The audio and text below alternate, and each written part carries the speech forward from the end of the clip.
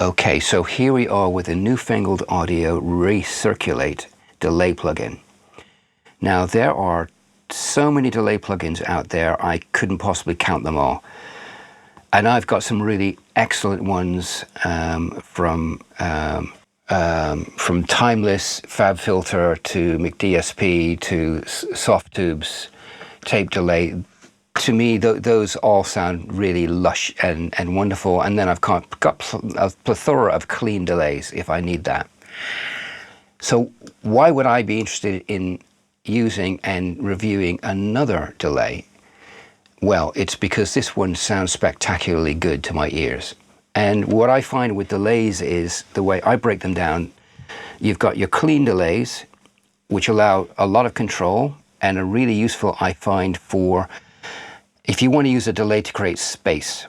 There are certain tricks you can do with delays to create space where you don't really necessarily hear the delay particularly, but it creates space in a way that's different from reverb, and it helps you place things in a mix in a certain kind of way.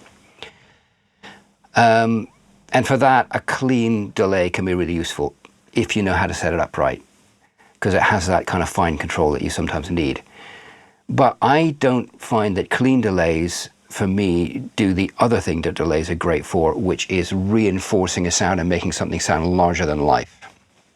So a really good, a beautiful sounding delay, like this Recirculate, they sit with the instrument and they reinforce it, they make it sound larger than life, they add an extra dimension of character and lushness to it.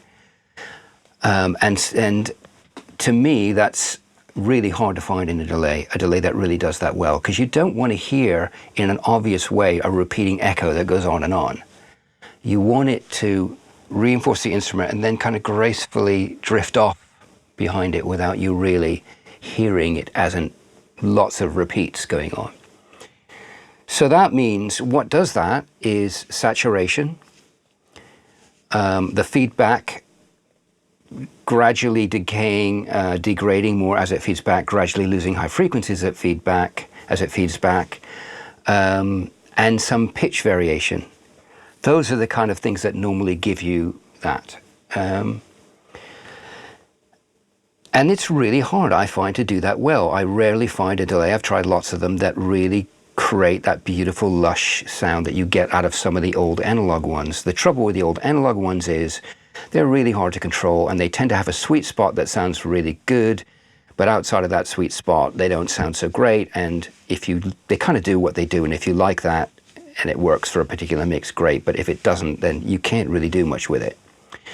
We've come to expect with modern delays that you can make them do anything you can imagine. In modern mixing, we expect our tools to be able to kind of do anything, and so that we can really take things to a new place. And having that at the same time as being able to sound really lush and beautiful is something that's quite rare. And this is one of the very few that I find does both things. It gives you a huge amount of control. The other end of the spectrum, you've got McDSP delay. I can't remember what it's called right now. That sounds nice too. I find it pretty hard to control that in a fine-tuned way. A little frustrating to get exactly what I want. And then you've got the soft tube one, tape delay, which sounds really fantastic, but again, hard to control it. You can't, make an obvious ping pong delay. They've emulated the hardware really closely, which, I'm not that interested in exactly recreating hardware. I'm interested in taking the best aspects of hardware and then giving you a lot more options. And I find that tape delay sounds really great. It really does sound like the best of the kind of tape sounding delays, but I find that, there's a lot of things I can't do with it that I do want to do. This one, it's got everything to my mind. It's got a beautiful sounding tape sound and other types of delay, analog delay sounds to it that sound every bit as good as any of the other ones, but it's also got an enormous range of flexibility to it. So I'm just going to go through the interface. I'm not going to go through it exhaustively because there's other videos out there that show you every detail of it, but I'm just going to roughly go through what it does. So you've got your first echo here that you set a time, and then you've got repeats after that. So you can actually set the first echo, the distance of the first echo from the source, differently from what the repeats do afterwards, which is, yeah, can be useful for special effects. And you can offset the left and the right, and you've got ping pong and all of that kind of stuff. There's a lot of variation here. Again, I'm not going to go through it all in detail, but here's your delay settings, and you can set it free, time, or obviously to, you know, the sync to the host with various timing denominations. But where it really gets interesting to me is these sections down here. You've got a filter, great, that, you know, filters as it goes through the feedback, which is really good.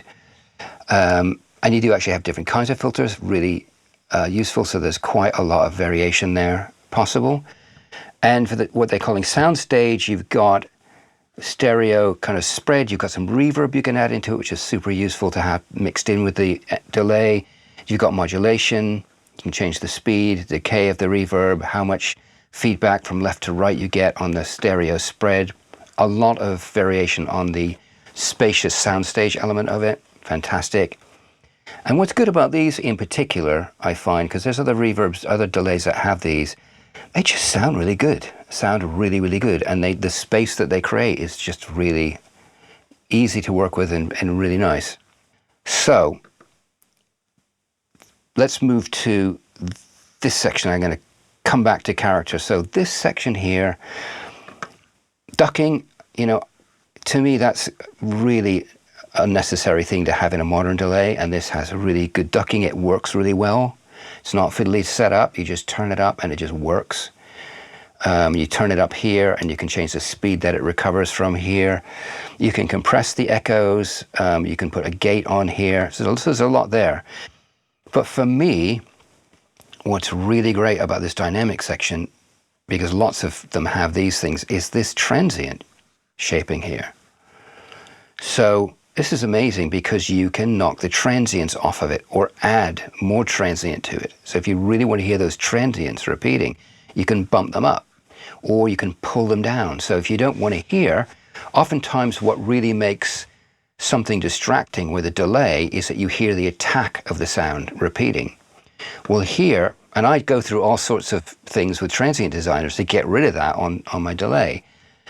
Whereas here, it's just built in. You can just pull back on the transient and you lose the attack. And so you just get this beautiful delay without you hearing the attack part of the repeat. And therefore, it doesn't draw the ear. It doesn't distract your ear, which is great. And you can choose the length of the transient that you're affecting, which is fantastic. What more could you ask for? Just really great.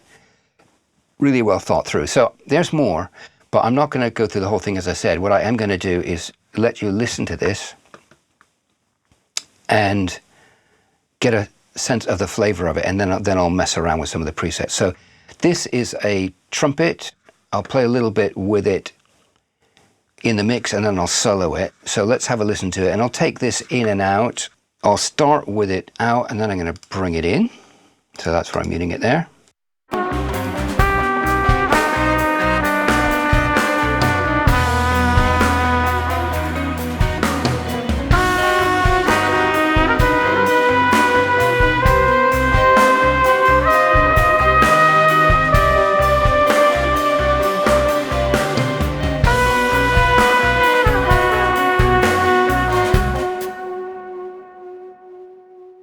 So, I mean, that is a just beautiful, lush delay. Absolutely amazing sounding. It just takes that instrument and just reinforces it, makes it bigger, larger than life, and spreads it out and makes it lush.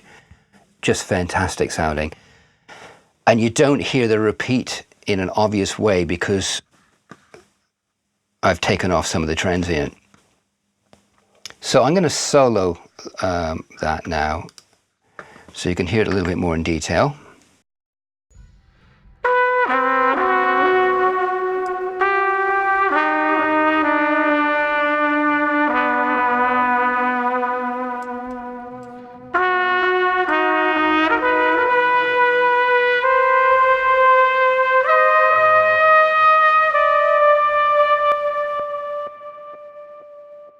So you can hear when it decays there, there is some pitch variation going on. This one just consistently sounds fantastic to me, and I think the trick here, the detail, it's in the detail of the way that pitch moves. I'm going to play it again. I just want you to listen to how it decays and hear how the pitch varies.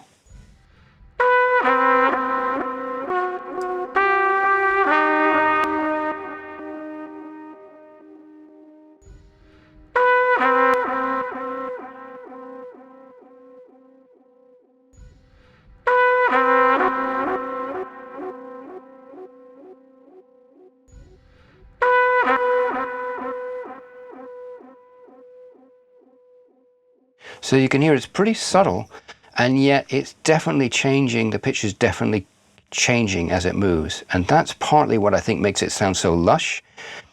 There's also the last section, which I actually didn't cover, which I'm going to cover now, is this character section here. And this, again, is one of the keys to this.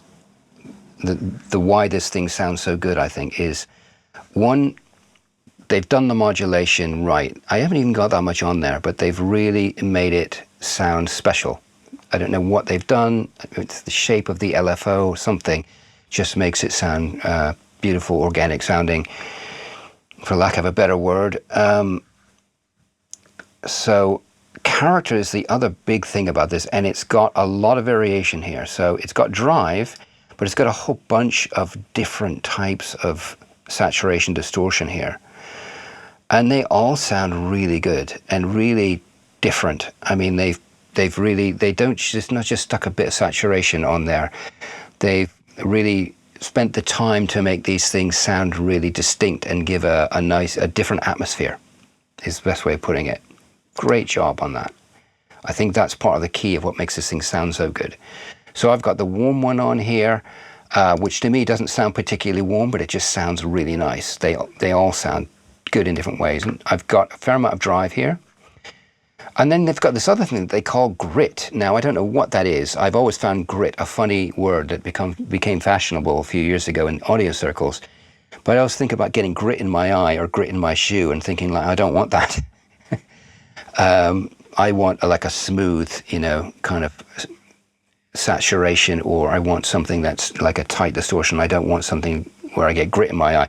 But, I mean, yes, sometimes, but it's just, it's become a ubiquitous word for something which I find is like very varied, and it's just at one end of the spectrum, which to me would be like, full on double distortion sounding, I might call grit. But they've gone with that, fair enough, and they've got grit and they've got grime, bit and hiss. These are different types of, I don't know what they are, because you've got your distortion over here. This is something else that's being done, and I don't know the details of what it is, but I can tell you it really makes a difference. And these two in combination give you just a really different tone. The texture is what I would say together they do. Even without it sounding obviously distorted, the texture changes. And I think this is the key to why this thing sounds so amazing, is the time and effort they've put into making these sound just absolutely fantastic. So I'll mess around now a bit with this just so you can hear some of the stuff it can do, but I'm not going to, again, exhaustively go through it because you could be here for an hour. So I'll just mess around with some of the controls.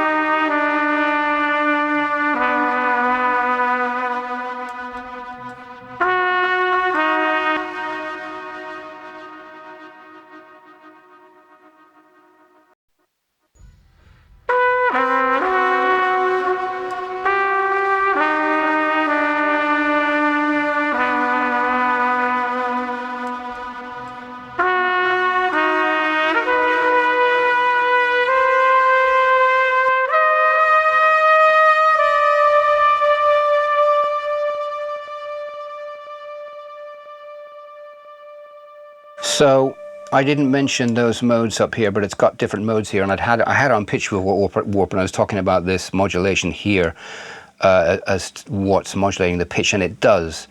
But I think the main part of the modulation was because of the pitch warp algorithm here.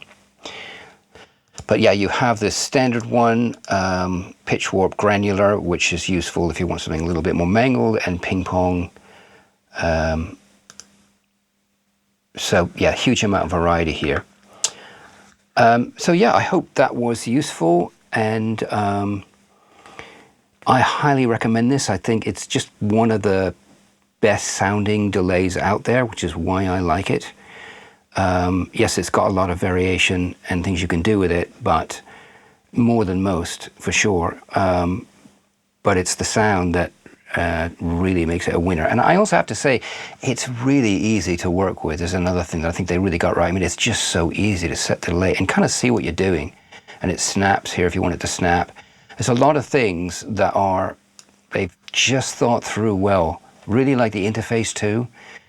Instead of trying to make everything look like hardware with knobs, which is quite limiting when you've got want a lot of control, they've just made it really ergonomically efficient and easy to work with, and it's just dead easy to get in there and do vast amounts of stuff here, but it all looks quite simple and easy to get to grips with. So I'm finding it, like, that's the other thing, super quick to dial in a sound and get really precise about exactly what you're after. And the thing is that I usually know exactly what I want most of the time, and so I want to just get there quickly, and I don't want to be fiddling about kind of getting there but turning knobs where I don't quite know exactly what that knob is going to do, and it's like, oh, it's sticking out too much, oh, it's not quite right, this aspect or that aspect isn't quite right, and I can't quite get them right without changing some other aspect which I do like. And that's what's nice about having this level of control, is that you can just get it